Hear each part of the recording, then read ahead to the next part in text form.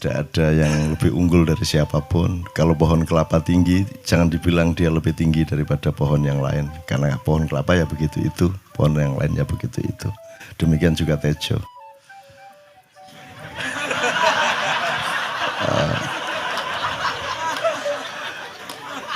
Soal korupsi tadi saya sangat setuju ya Mas Tejo. Karena saya terakhir saya ditanya sama anak saya yang rampak tadi itu, yang kelas 3 SD. Ya milih mana, dunia ini banyak pencuri apa tidak ada pencuri. Dia bilang gitu. Wah ya ini apa dulu ini temanya, sehingga jawabannya nanti beda-beda, saya bilang gitu. Kalau ngomong dawa aku, kalau ngomong wajarnya orang hidup di desa-desa, di kampung-kampung, kalau bisa nggak ada pencuri. Tapi kalau kita ngomong yang lebih luas, hakikat kehidupan ini juga memang pencuri itu memang dihakikatkan untuk ada sebagai bagian dari dialektika yang Allah ciptakan. Terus dia bilang gini, kalau saya memilih di dunia banyak pencuri, dia bilang gitu. Kenapa? Loh ya terserah kalau mau mencuri, karena sebenarnya kan ada pilihan untuk tidak mencuri, dia bilang gitu. Toh dalam hidupnya ada pilihan untuk berbuat baik. Gitu. Saya pikir wah di arek iki lumayan nih guys, sejajar karo Jojo Tejo ya. Waduh, sangat terbukti kan hari malam ini kan terbukti kan. Gitu.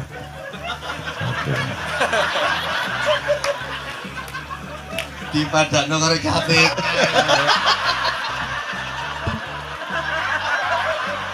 Enggak, saya enggak. Gini Jo. Enggak minimal disamakan sabrang sih lumayan nih. Iki arek cilik loh. Ya enggak, karena yahdillahu may yasha, ya. Wa yudhillu may yasha, karena Allah itu tidak terserah Allah kalau mau bikin hujan, dia hujan. Pohon kena, tembok kena, genteng kena, orang kena, semua kena. Dan tidak dihitung orangnya kecil apa gede apa umurnya berapa. Kalau Allah memberi hidayah, itu jangan diperbandingkan usianya TK apa. Bukan Allah memberi hidayah itu. Gak iso gak ngalahno aku Jo konco. Oke, tapi indahnya begini ya, indah sekali teman sekalian. Indah mungkin di forum lain kita bisa seperti ini. Zaman dulu saya sama Gus Dur itu saya tantang gini-gini terus cerita, jadi Gus Dur cerita, aku cerita. Kita pernah di museum situ. Jadi dipertandingkan karo arek-arek. Wis Gus Dur ceritanya gendeng-gendeng tak kayak cerita meneh gitu macam-macam gitu. Dan semua itu karena kita bisa menikmati hidup ini dan kita tidak menuntut materi, tidak menuntut apa-apa karena hidup ini sendiri gini tok wis menikmati luar biasa kan itu. Nah, terus saya tuh gembira Mas Tejo sudah berani ngaji pakai lagu Jawa. Karena saya memberi contoh sudah bertahun-tahun yang lalu. Dan baru hari ini saya menemukan bahwa Mas Tejo sudah mulai berani lah. Anda lihat di YouTube lah, cari banyak kok. Saya adzan pakai lagu Jawa segala macam dan itu tidak ada masalah. Dan saya sudah hitung mantiknya, syar'inya semua sudah hitung. Sehingga saya justru ketika kita nanti sudah tidak berjuang, ketika kita sudah di surga, kita tidak butuh perjuangan lagi, tidak butuh tahap-tahap dan interval jihad lagi, maka yang terpilih nanti di surga malah lagu Jawa dan Sunda. Adzan, kalau mau apa-apa pokoknya reng-rengnya Jawa. Gitu. Jadi Tejo itu sangat diperlukan Allah di surga. Karena dia nanti yang jadi maestro di sana. Dia menjadi maskotnya surga nanti insya Allah. Khusus. Tapi nanti Tuhan bilang, Jokowi nang kene nang surga tapi ojo gedean rumangsan. Ini dulu Cak Nun sudah di sini.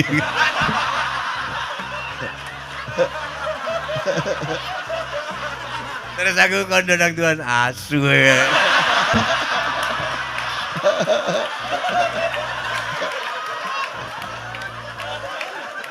Nah Jo, kenapa saya bilang seperti itu?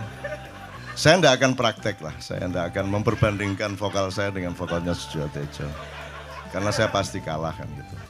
Orang yang menang harus ngalah lah.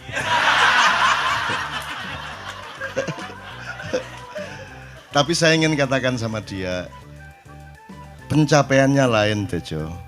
Kenapa Allah memilih bahasa Arab? Itu karena juga terkait dengan rasa Arab, terkait dengan segala macam yang sifatnya yang Anda bilang tadi, Jibril tidak bisa lebih naik lagi tadi itu. Karena pencapaiannya berbeda. Kalau Anda menguasai benar Panem Bromo, Pucung, ya, Dandang Gulo segala macam, kemudian Anda menguasai Qiraah Sab'ah misalnya, itu pencapaiannya berbeda. Jadi ada saat di mana kita memerlukan nada-nada Jawa, ada saat kita memerlukan, karena pencapaiannya berbeda. Jadi prosentase vertikal horizontalnya berbeda. Jadi Jawa itu untuk kelangenan. Untuk orang yang sudah tenang, sudah tidak perlu berjuang, itu Jawa sangat enak. Gitu ya. Jadi itu justru orang yang sudah sukses, yang sudah pinter Jawa itu sudah sukses.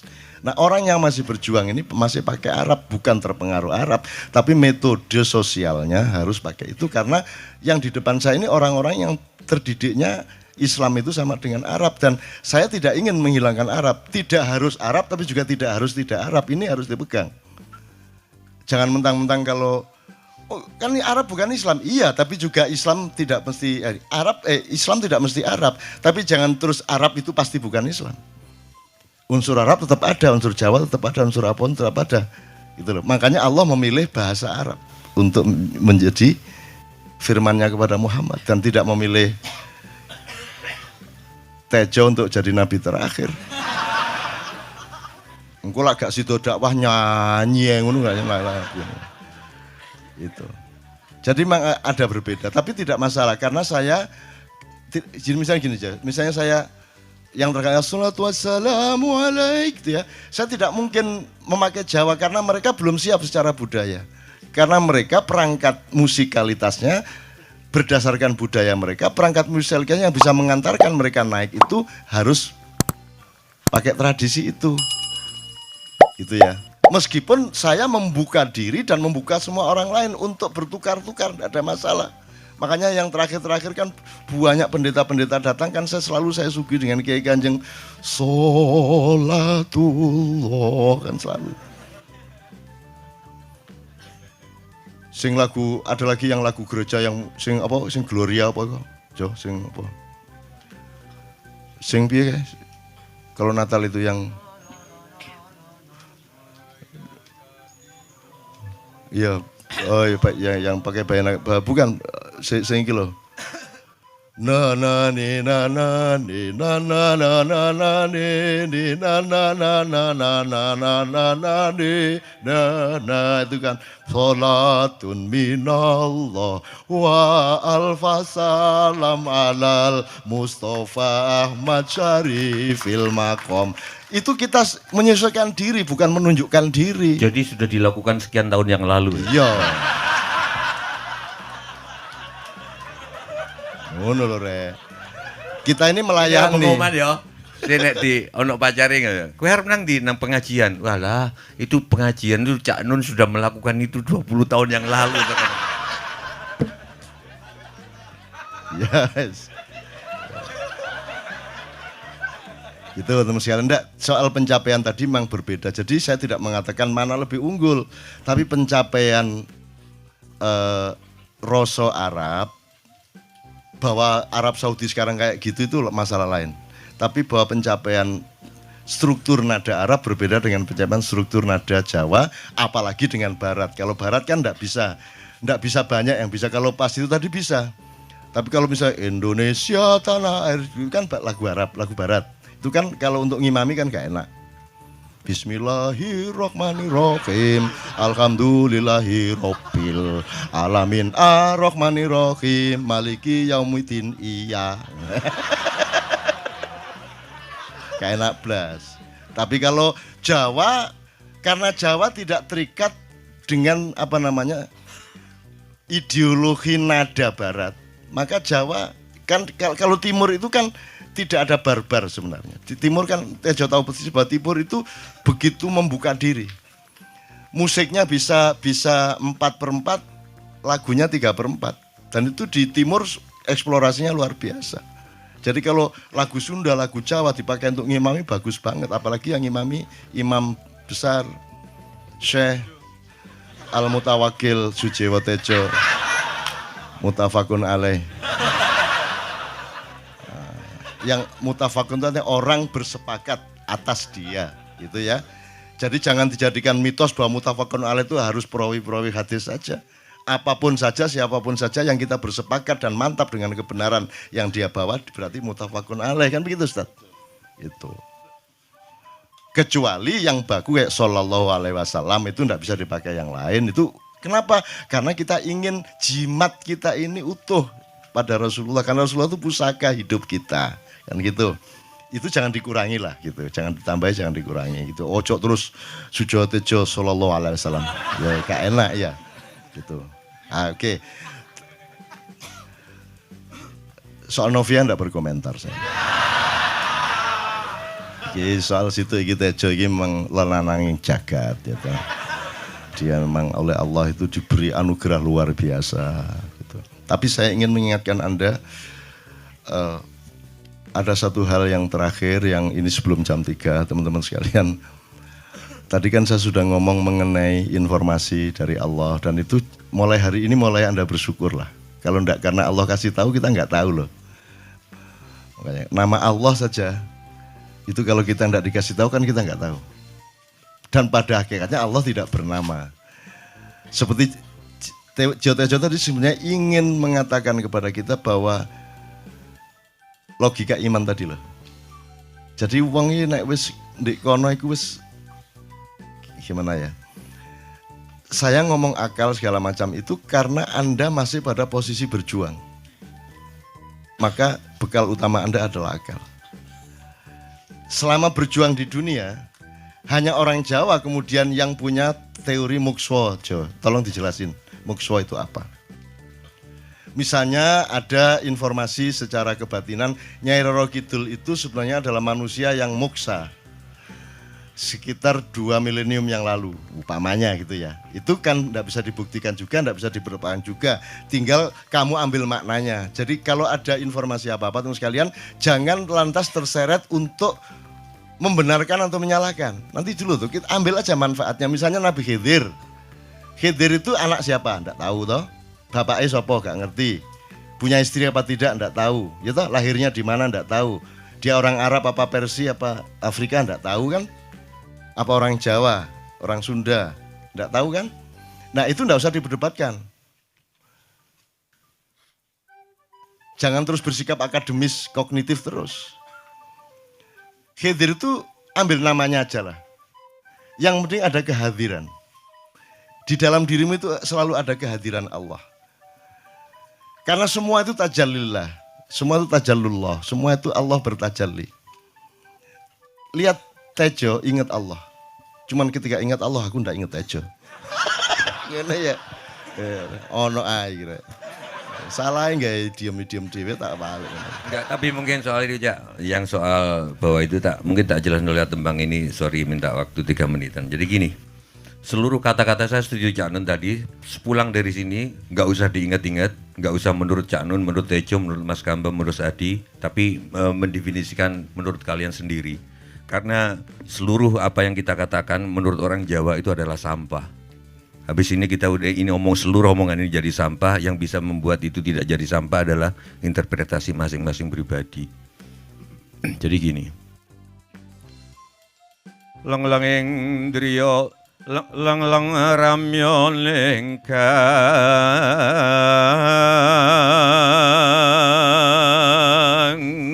Setelah keramaian begini, pulang ke masing-masing tempat seperti Cak Nun tadi bilang dengan kesepiannya sendiri-sendiri.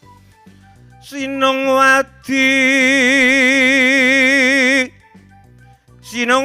jagat kariyamong.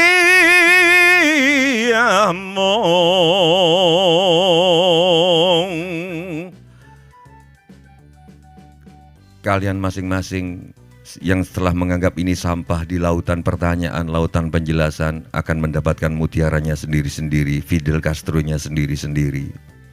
Mbak lumba ing sekoro anut. Seperti sampah-sampah yang kumambang di lautan, itulah kata-kata. Hong palelu lumut tamberganggeng pale lumut tamberganggeng